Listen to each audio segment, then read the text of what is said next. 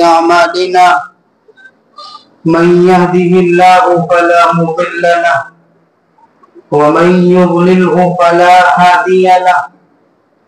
ونشهد أن لا إله إلا الله وحده لا شريك له ونشهد أن سيدنا وسندنا وحبيبنا وشفيعنا ومولانا محمدا عبده ورسوله أما بعد قال الله تبارك وتعالى في القرآن المجيد والفرقان الحميد أعوذ بالله من الشيطان الرجيم بسم الله الرحمن الرحيم إنا نحن نزلنا الذكر وإنا له لحافظون وقال سيدنا رسول الله صلى الله عليه وسلم اقرأ وارتقي ورتل كما كنت ترتل في الدنيا فإن منزل عند آخر آية تقرأها أو كما قال النبي صلى الله عليه وسلم. بزرگان محترم دینی بھائیوں، آپ حضرات نے گزشتہ مجلس کے اندر علماء کی اہمیت پر گفتگو سنی تھی. آج کی اس مبارک مجلس میں نے آپ حضرات کے سامنے قرآن کریم کی ایک آیت کریمہ تلاوت کی ہے. اس آیت کے اندر رب کائنات نے موٹے سے دو مضمون، دو مفہوم بیان کیے ہیں. آیت کریمہ کا ترجمہ اس سے واضح ہوگا کہ دو مضامین کیا ہیں. ہم نے اس قرآن کریم کو اتارا وَإِنَّا لَهُ لَحَافِظُونَ، اور ہم ہی اس ذکر کو، اس قرآن کریم کو محفوظ کرنے والے، اس کی حفاظت کرنے والے. آج کی اس مبارک مجلس کے اندر طالب علم جو علم کو طلب کرتے ہیں، علم کو سیکھتے ہیں، ان کو موضوع گفتگو بنا رہا ہوں. آیت کریمہ کے پہلے حصے کے اندر تو قرآن سے متعلق اور دوسرے حصے کے اندر وَإِنَّا لَهُ لَحَافِظُونَ، ہم نے اس ذکر کو اتارا اور ہم بھی اس کی حفاظت کرنے والے. رب کائنات نے قرآن کریم کو نازل فرمایا. اس سے پہلے 3 آسمانی کتابیں رب کائنات نے اس دنیا فانی کے اندر نازل فرمائی، لیکن کسی کتاب کے بارے میں نہیں کہا کہ ہم اس کی حفاظت کرنے والے. جب قرآن کریم کی باری آئی، قرآن کے بارے میں کہا ہم نے نازل کیا ہے، ہم ہی اس کی حفاظت کریں گے. اب قرآن کے تعلق سے نہیں بلکہ حفاظت کرنے کے تعلق سے رب کائنات نے کیا سلسلہ اور کیا نظام دنیا کے اندر جاری و ساری فرمایا، اس کو بیان کروں گا. رب کائنات نے بہت سارے محفوظ اور اس کی حفاظت کرنے کے طریقوں میں سے طریقہ یہ بیان فرمایا کہ قرآن کریم کو وَلَقَدْ يَسَّرْنَا الْقُرْآنَ لِلذِّكْرِ فَهَلْ مِن مُّدَّكِرٍ، ہم نے قرآن کریم کو اور ذکر کو آسان بنا دیا ہے. اس آسانی کی وجہ، اس کے سہل ہونے کی وجہ، اس کی علامت جو مجھے اور آپ کو دنیا فانی کے اندر نظر آتی ہے وہ یہی ہے کہ ایک معصوم سا بچہ جو ابھی دنیاوی چیزوں کے بارے میں ابھی اچھی طریقے سے کوئی خبر نہیں رکھتا، لیکن قرآن کریم کو ازبر کر لیتا ہے، جس کے عمر 9 سال 10 سال ہو. اور بعض تاریخ کے اندر یہ بھی لکھا ہے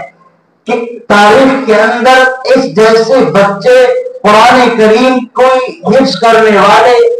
3 دن کے اندر پورے قرآن کو حفظ کرنے والے بھی موجود ہیں. تو یہی علامت، یہی نتیجہ ہے کہ رب کائنات نے قرآن کو آسان بنایا، جس کی وجہ سے ہر انسان، ہر بچہ، ہر عمر کا آدمی، چاہے وہ جوان ہو بوڑھا ہو، ہر عمر کا آدمی اس کو آسانی سے پڑھ لیتا ہے۔ میرے بھائیوں، اس کی کیا فضیلت قرآن کریم کو حفظ کرنے کی رب کائنات نے بیان فرمائی ہے۔ ایک طرف منتشر کر، رب کائنات نے مختلف طریقے جہاں بیان کیے ہیں، اسی نظام کے تحت جب انسان اور بچہ حافظ قرآن بنتا ہے، اس کی حفاظت کا ذریعہ، قرآن کی حفاظت کا ذریعہ بنتا ہے۔ اللہ کہتا ہے اس دنیا کے اندر تو اس کے درجات بلند ہوں گے ہی، اس دنیا کو چھوڑ کر کے جب وہ عالم آخرت کے اندر جائے گا، وہاں بھی اس کے لیے درجات عالیہ قرآن نے بیان کیے ہیں۔ مثال کے طور پر انسان اس دنیا کے اندر رہ کر کے اللہ کے اس کلام کو حفظ کرے تو اللہ کی ایک صفت ہے جس کو ہم حافظ کے نام سے جانتے ہیں۔ کسی بچے نے قرآن کریم حفظ کیا، اب اللہ کی یہ صفات جس کو حافظ کہا گیا ہے، اللہ کی اس صفاتی نام سے اس حفظ کرنے والے بچے کو موصول کیا جاتا ہے۔ اب تک تو اس کا نام صرف سلمان تھا، اب اس کو حافظ محمد سلمان کے نام سے یاد کیا جاتا ہے۔ اب تک اس کو عمومی دنیا کے اندر جو نسبت حاصل تھی، جو درجہ دنیا کے اندر اس کو ملا ہوا تھا،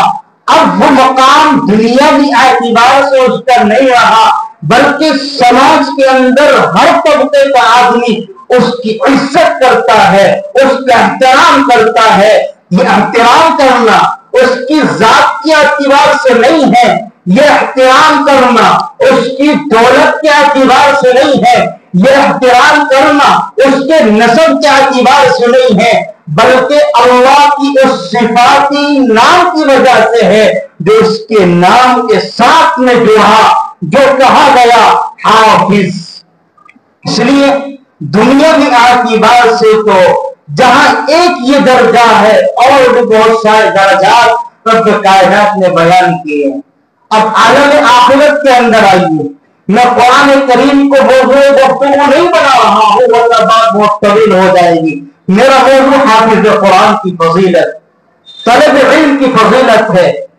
جب ہم اس دنیا کو چھوڑ کر کے عالم آخرت کے اندر جائیں گے، وہاں تمام کے تمام انسان جمع ہوں گے، ہر طبقے کا آدمی جمع ہوگا۔ کچھ لوگ عرش کے سائے میں سایہ فگن ہوں گے، عرش ان کے سر کے اوپر سایہ کیے ہوئے ہوگا، وہ کوئی اور لوگ نہیں بلکہ حفاظ عالم دین ہوں گے۔ اب ان سے کہا جائے گا جاؤ اقرأ وارتقی ورتل کما کنت ترتل فی الدنیا، تم جنت کے درجوں پر چڑھتے جاؤ اور یاد رہے وارتقی ورتل کما کنت ترتل فی الدنیا، ٹھہر ٹھہر کر کے پڑھو جس طرح سے تم دنیا کے اندر ٹھہر ٹھہر کر کے پڑھا کرتے تھے۔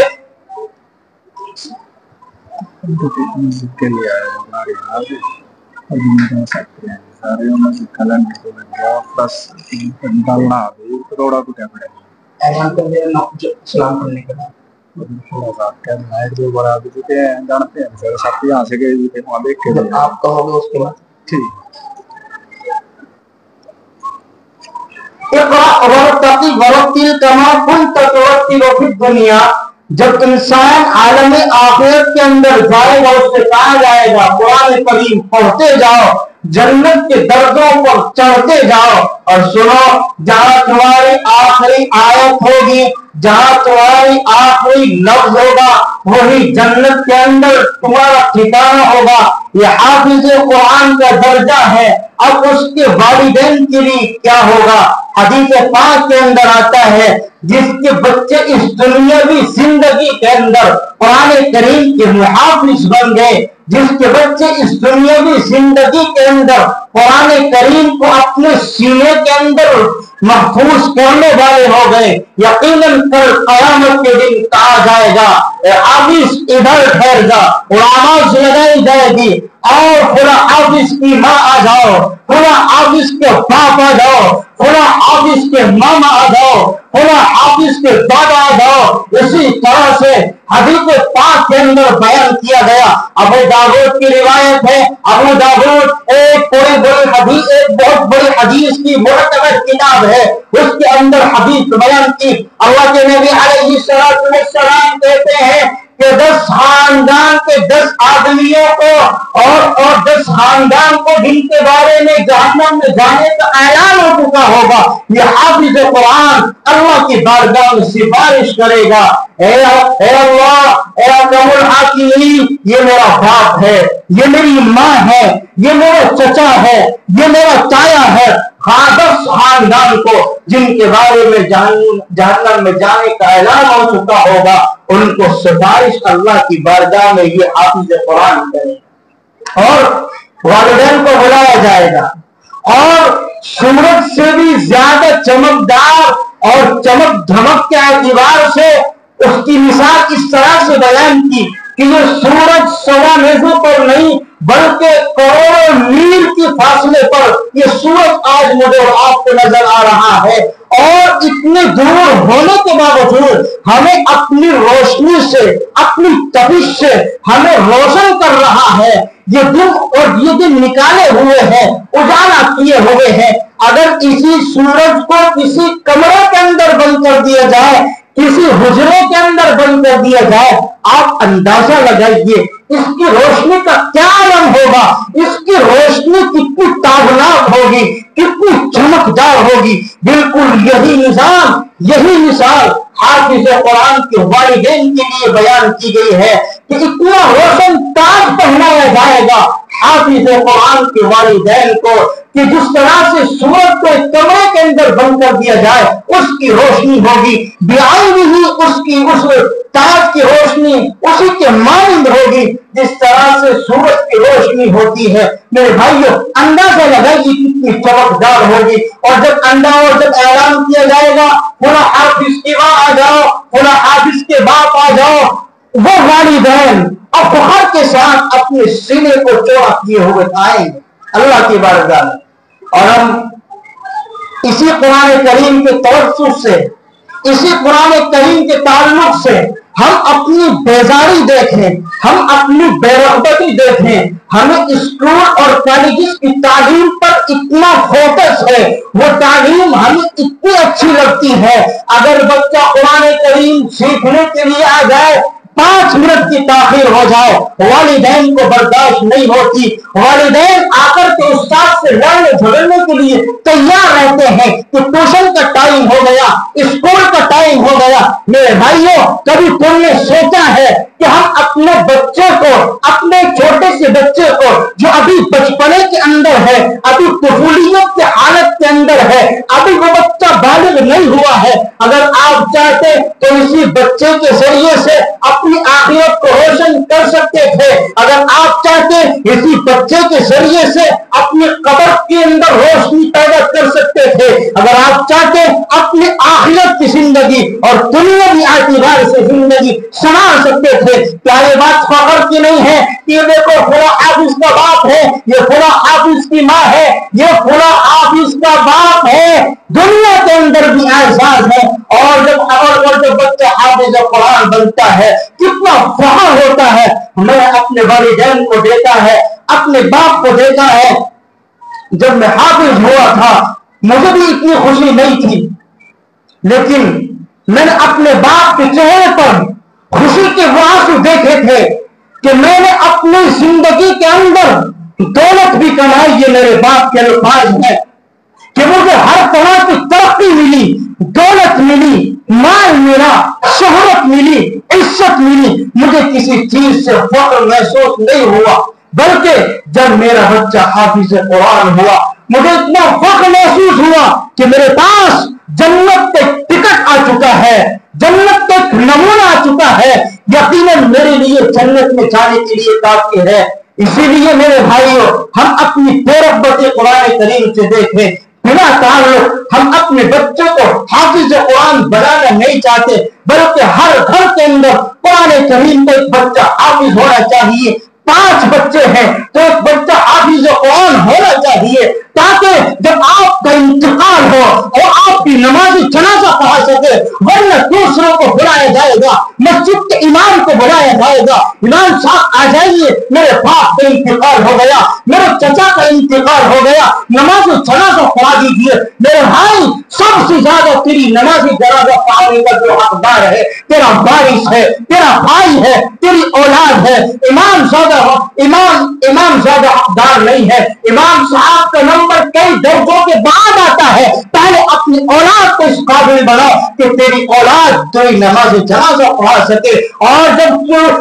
تجھے دفنایا جائے، ہم نے تو دیکھا ہے جب غسل دیا جاتا ہے، جب انسان کو دفنایا جاتا ہے، عورت کو ان پڑھ، اپنے بچوں کو ان پڑھ رکھا، اپنے بچوں کو جاہل رکھا، اپنے بچوں کو انگریزی تعلیم کو سکھائی، لیکن 55 سے 55 ہو گیا، اس کو پہلا کلمہ نہیں آتا، اس کو قرآن کریم کی تعلیم سے اتنا دور رکھا، اس کو بڑھاپا آ گیا، ابھی تک اس کی نماز درست نہیں ہے، وہ سجدہ تو کرتا ہے لیکن وہ سجدہ قبولیت کے لائق ہے یا نہیں، وہ رکوع تو کرتا ہے، پتہ نہیں وہ رکوع قبولیت کے لائق ہے یا نہیں، قرآن تو پڑھتا ہے لیکن صحیح نہیں پڑھتا۔ یہ کس کی کمی ہے؟ یہ والدین کی کمی ہے۔ والدین کو بچپنے کے اندر، طفولیت کے اندر، جب بچہ نابالغ ہوتا ہے، اس وقت میں اگر بچہ پڑھنے کے لیے جاتا ہے، ہم سمجھتے ہیں، ہمارا دماغ یہ کہتا ہے ابھی بچہ ہے۔ جب بچہ بالغ ہوا، اب اس پر زور و زبردستی، اب اس پر شور مچاتے ہیں، کہیں تعویذ کی شکل اختیار کرتے ہیں، کہیں دم دروغ کی شکل اختیار کرتے ہیں۔ امام صاحب بچہ بات نہیں مانتا، مولوی صاحب بچہ میرے سامنے بولتا ہے، امام صاحب بچہ میرے سامنے بغاوت کرتا ہے، میں بچے کو کوئی چیز سمجھاتا ہوں، بچہ فوراً منہ کے سامنے انکار کر دیتا ہے۔ میرے بھائی، یہ بچے کی کمی نہیں ہے، یہ والدین کی تربیت کی کمی ہے۔ اس وقت کے اندر جب بچہ کچھ بننے کے لائق تھا، جب تو آپ سمجھتے رہے، اپنی اولاد کی محبت کے اندر یہ اپنے ذہن کے اندر تصور لاتے رہے، ابھی بچہ بچپنے کے اندر ہے، ابھی بچہ ابھی چھوٹا ہے، ابھی بڑا ہوگا تو سمجھ جائے گا۔ لیکن اسی محبت کے نتیجے میں جہاں بچہ بالغ ہوا، اب بلوغت کے اندر پہنچا ہے، اب آپ جب بچہ جوان ہو گیا، شریعت منع کرتی ہے، اب آپ بچے کو ڈانٹ نہیں سکتے، اب آپ بچے کو ڈپٹ نہیں سکتے، اس کے اوپر سختی نہیں کر سکتے، شریعت منع کرتی ہے۔ ظاہر سی بات ہے، جب شریعت نے منع کر دیا تو پھر جب آپ اس کے اوپر ڈانٹو گے، اس کو سختی کے ساتھ اس کے ساتھ پیش آؤ گے تو یقیناً وہ آپ کی بات نہیں مانے گے۔ اس لیے آپ اسکول کالجز کے اندر اپنے بچے کو شوق سے پڑھائیے، لیکن ادھر بچہ آپ کا 10ویں پاس کرے تو ادھر حافظ قرآن بھی ہو۔ ایک مثال عربی کی ہے، کل اناء ينزع بما فيه،